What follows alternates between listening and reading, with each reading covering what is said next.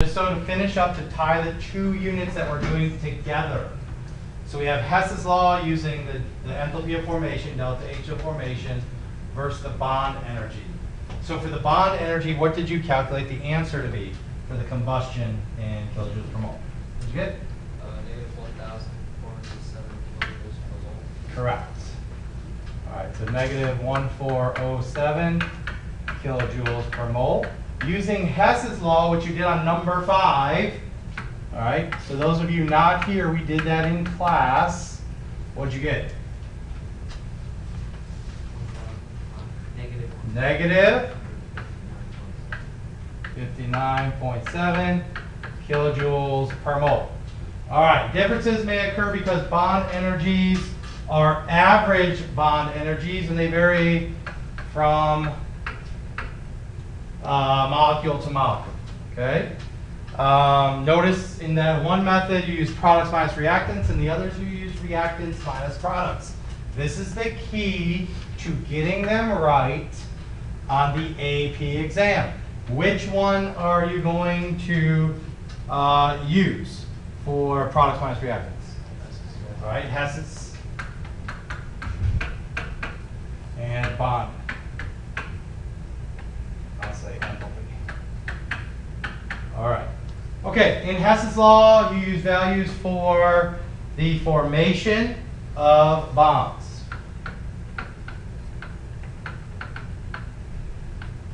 And not the break. All right, this occurs in the what? Products. Not the reactants. You must change the sign for the reactants.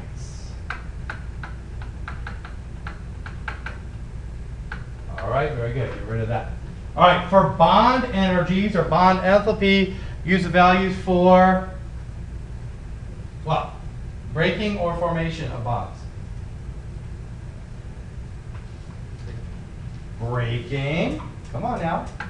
Breaking the bonds. So you're getting something like this. O double bond O. What did we say the energy associated with that was? What was that? Who can tell me? 493? 498? All right, so 498 kilojoules per mole to break it. To break bonds. So understand that's what that amount of energy means. All right, this occurs in the blank. What do you think? Reactants. All right, so get rid of that. Let me get rid of, oops, let me get rid of that. You must change the sign for the, oops, sorry about that, products.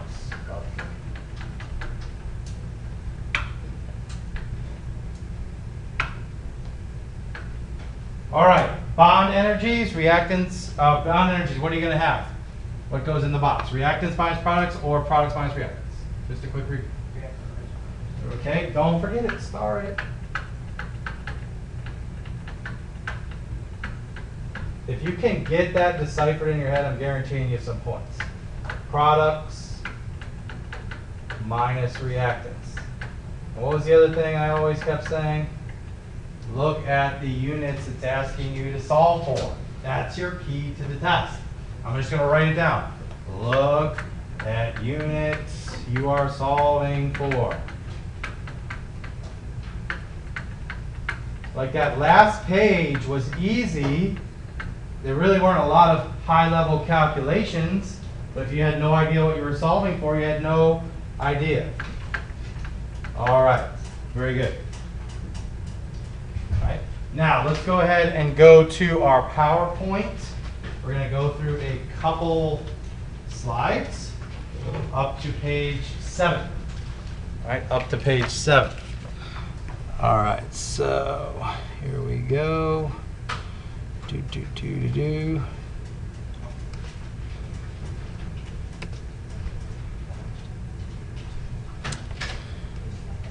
We're going to go up to page 7.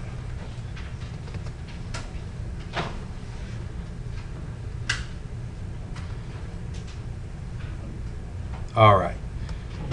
So now, chapters 8 and 9 in our book, obviously it's pretty important. This is how I like to think about bonding. Trying to get those guys out of NAM, sucking them up. Got to have some kind of holding on together, right? You understand what I'm saying? All right, so you have to kind of use electronegativity and bonding. All right, and let me go over the three things. All right, so you need to know when I'm using electronegativity and bonding, the difference in electronegativity is your key to answering all the questions on AP. This will tell you the type of bonding that will form between the two atoms when they combine. So if you look at, what do you think this guy is right here? What is this representing? What's this thing? Change in difference in electronegativity. Difference in electronegativity. All right, so remember, let's talk about electronegativity real quick. I know you're filling some stuff in, but that's fine. I'll get to that in a minute. Electronegativity, which one has the highest? You need to memorize a couple of them off the top of your head. You're never given a chart that tells you what the electronegativities are. You gotta know. And I need to know that F has the highest electronegativity at 4.0. All right, so F is going to be the highest at 4.0. The ones that I suggest you know are F, Cl, Br, O, and N. Those are the ones that I kind of suggest that you know. Maybe carbon, pop it in there as well. All right, so then we have O is 3.5. All right, some of your major ones there. All right, we'll add some more as we go throughout the day. All right, we have a whole bunch that we'll get to them in just a little bit. All right, but if you can kind of understand the trend, F is the highest, so everything pertaining to N, everything will go off of where N is. All right, so now, it's an ionic bond if the difference is between 2.0 and 4.0, and it must contain a what? What? Metal. A metal. I just say metal because I know it's going to be ionic and I don't have to worry about the other thing. And metals all come from where, Professor? Where do they all come from? Metals are what? Left side of the staircase. Left of staircase. All right, I know this is kind of review stuff. They are metals. Okay, and then this side's going to be the non-metals. And non-metals have high electronegativity. High En. All right, high electronegativity. Okay, metals have low electronegativity. Metals have low En. So I'll go ahead and put this over here. Low En. Just so you know. All right, just some background. If you can kind of get some of those just little facts in your mind, you'll be good. All right, so polar covalent, 2.0 to 0.5. 0.5 to 2.0. An example would be water. Hydrogen and oxygen. Hydrogen is 2.1. Okay, there's another one. Like I said, I'll add some in as we go. Hydrogen is 2.1. Well, the difference between those two is what? 1.4. That's between this polar covalent. Right? Most of the time that you see a weird shape, it's going to be polar covalent, a different shape. And then non-polar covalent is going to be, example, obviously would be oxygen, O2, non-polar covalent, because it's going to be 3.5 minus 3.5. Carbon dioxide is going to have dual, non-polar covalent and polar covalent, depending on where it is. So we'll talk about the duality that some of it can have.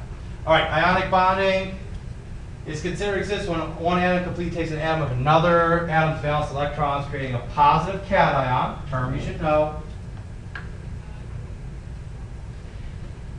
and an anion, the negative ion, held together by electrostatic forces between the positive and negative charges of the two different atoms. Now, there's a big thing to note on this, right? If you put sugar, which is non-polar covalent, sugar, and you put salt in water, what happens? What are they both going to do? They're both going to dissolve. But which one do you think has higher bond strength? The salt or the sugar, per se? Right? So if I took the salt and put it on a pan and was heating it, it's going to have a lot higher melting point. So what the thing is, you need to know that nonpolar and polar covalents are going to have lower melting points. Ionics are going to have really high melting points.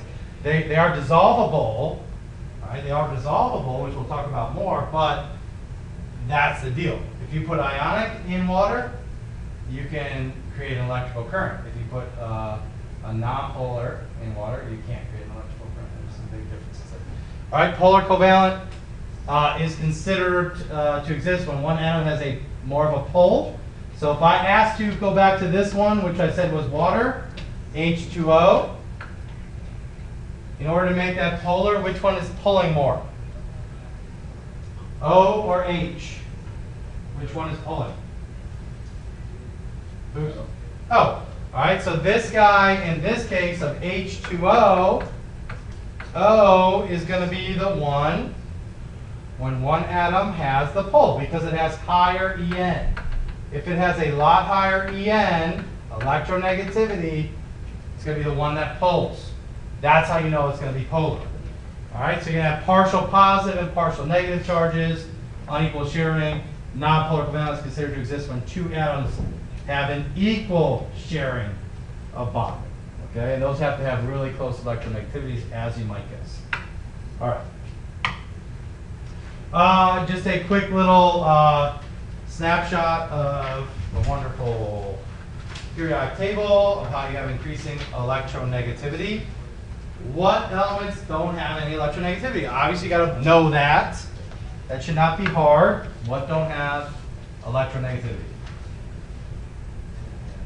All right, so no En, no electronegativity. Why? Full octet. And we learned on the last test, 2 tests ago, not the last one, that in order to have electron affinity or ionization energy, what do you have to do to something that's a noble gas? You have to give it, you gotta give it a lot of energy in order for that to happen. All right, so it's not going to really work on that. All right, and you can look at all the different numbers if you want. Obviously, the metals, as we talked about, are the lowest. It also increases from top to bottom, bottom to top. It increases as F would be the highest. So if you know that F is the highest, here are a couple other ones. You can put nitrogen in there, 3.5, 3.0, and you can throw carbon in there, carbon 2.5. All right. Chlorine 3.0. Those are kind of the major players. This kind of, you know, I guess like right here, you kind of know those off the top of your head, make your life really easy. Right? It's really an easy trend, isn't it, on the top? What are you doing right here? 4, 3.5, 3.0, 2.5. Those should be easy. If I go down, I'm going down one here, down one here. This is the only kind of one that's a little bit different. See the pattern? -1. -1, so if you oxygen is 3.5, below it, sulfur is going to be 2.5. This is the only one that's a little bit different, but you could, even if you put 2.0, just because you followed a trend, you're still going to probably get the question right. Okay?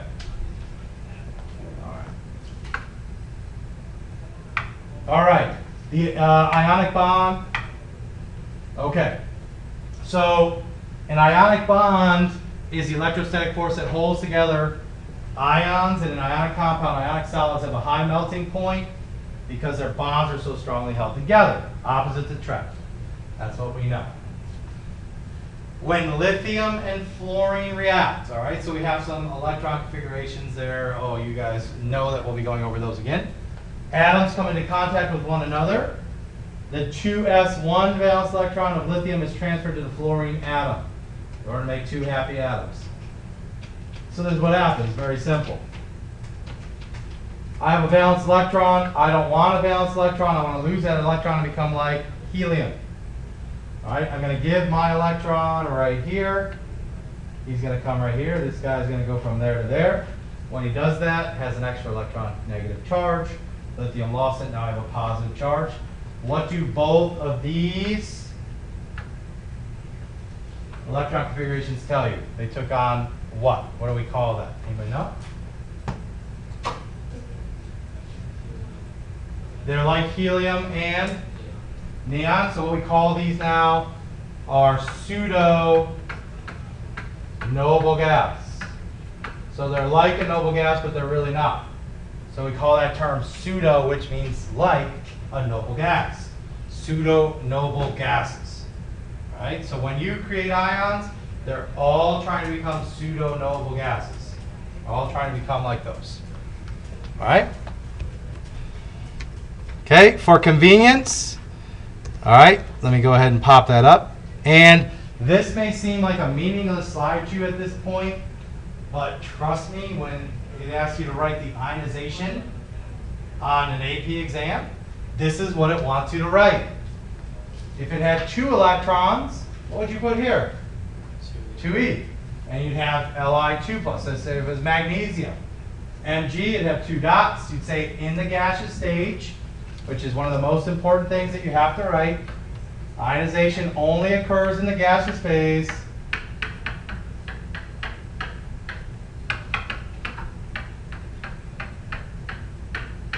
All right, so you got to write that, and I swear to God, I see it every year.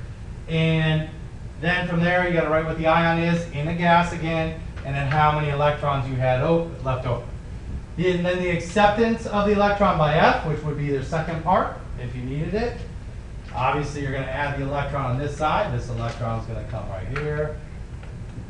F becomes F minus.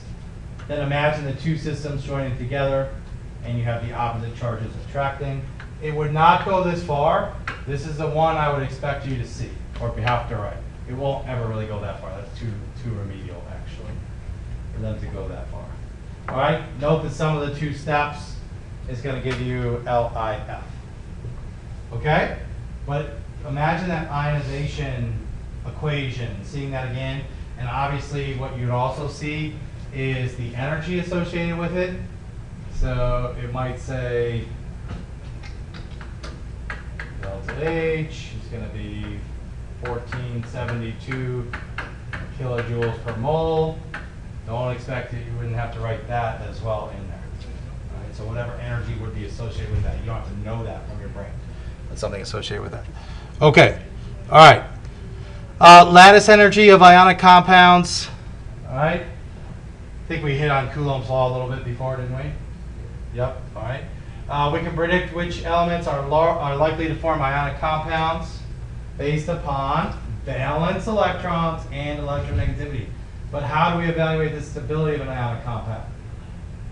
Lattice energy, right, is a measurement of the stability of any ionic solid. So building off Coulomb's law, which you did some calculations early, why did you do it? You need to figure out how stable those atoms, those molecules or formula units are. It is defined as the energy required to completely separate 1 mole of a solid ionic into 2 gaseous ions.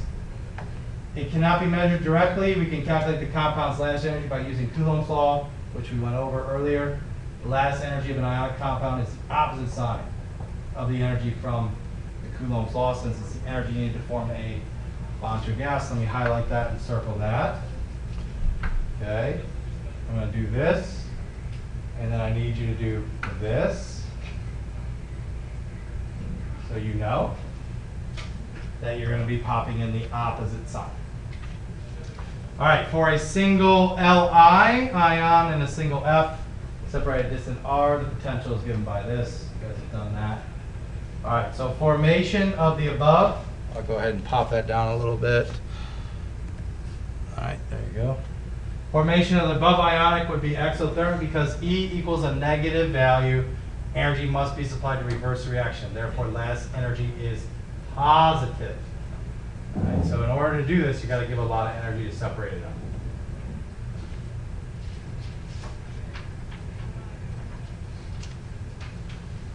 All right, so we're going to do the next 2. We're going to end with the Born-Haber cycle, and then I should be good to go on that, and then we'll go into our next thing. All right, Born-Haber cycle for determining lattice energies. It's a very good thing to kind of know. We can also determine lattice energy indirectly by assuming the formation of the ionic compound takes place in a series of steps. What does this remind you of? Hess's law. It's all ties in. That's why we did that little activity at the beginning. This procedure is known as the Born-Haber cycle, which relates lattice energies of ionic compounds to ionization energies, electron affinities, and other molecular properties. Based on Hess's law, let's consider what we have here.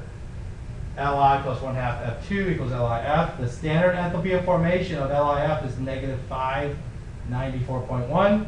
Because the reactions are in their standard states, the reactants are in their standard states, they say they are equal 0. Therefore, delta H of the reaction is negative 594 as well. Remember that when you have these elements by themselves, right? So this is the standard state, all right? We're going to have their energy is going to be equal to 0. All right, make sure you note that. You guys know that. All right, so let's go ahead and work on the next one. Need more time on that? All right, let's work on the next one. All right, so here we go. Convert the solid the solid lithium to lithium vapor. We have to get into gaseous state in order to do what? What do we have to do? Why do we have to get into gaseous state? Why do we have to get into gaseous state? What is ionization energy? The energy needed to. All right, if I'm just going to walk around and I grab Cheryl, I didn't pluck off an electron, dog. If I made her a gas, I could get some electron off. You understand that? You can't just pluck an electron off something solid. It doesn't work. Go ahead, try it. Try it. Nothing. Got nothing, right? Nothing. All right, so we have to make it a gas. And we have this energy associated with it, 155.2. All right. Dissociate 1/2 a mole of F2 gas into separate gaseous F ions. So we do that. The energy needed to break the bonds. And 1 mole of F2 is 150.6. Well, why is it 150.6? That's a good question. Why is it 150.6? Why? Because it says 1 mole. What are you looking at right now? You're looking at 1/2 mole. All right, 1/2 mole. So for 1/2 mole, we need this. So in order to get a full mole, we have to multiply by 2. Don't see it's all in the details. All in the details. All right. Ionize 1 mole of gaseous ions to lithium atoms. So when we do that, that takes 520 kilojoules, and the first ionization of lithium is 520. Add 1 mole of electrons to 1 mole of gaseous F atoms. The energy change for this process is just electron affinity. Is it going to take energy in or give energy off to do that? What's that? It's giving it off. Why?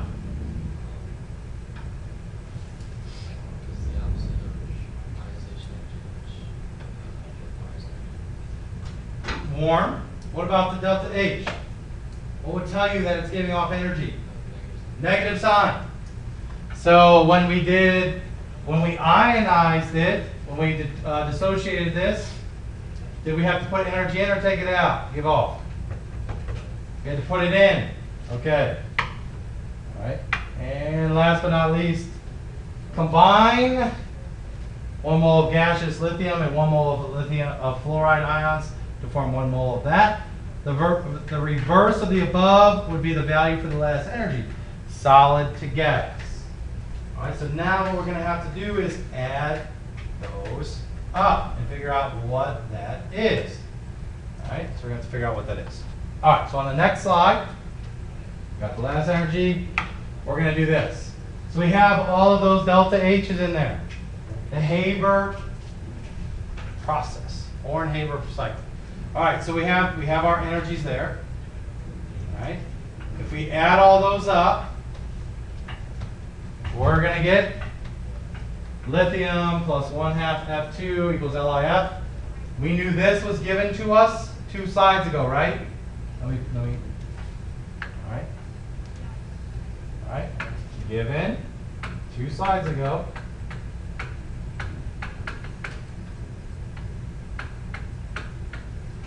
and we're trying to find what this step is going to be. How would you do that? Delta H of the reaction, add it all up, and then you're going to get this. Lattice energy is going to be positive. Is there any questions on that? Are we going to need to spend more time on that, or does that algebraically make sense to you?